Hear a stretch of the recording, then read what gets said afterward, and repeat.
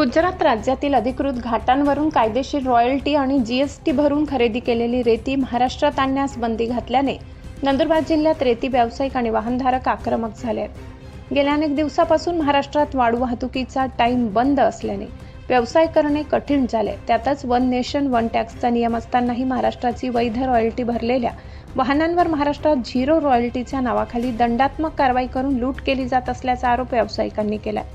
सर्व नियम आणि अटींचे पालन करून नंदुरबारमधून या रेती वाहतुकीला मंजुरी मिळावी या मागणीसाठी 22 जून रोजी वाहन मालक, चालक, ठेकेदार आणि मजुरांनी आपल्या कुटुंबासह नंदुरबार जिल्हाधिकारी कार्यालयावर भव्य मोर्चा काढला।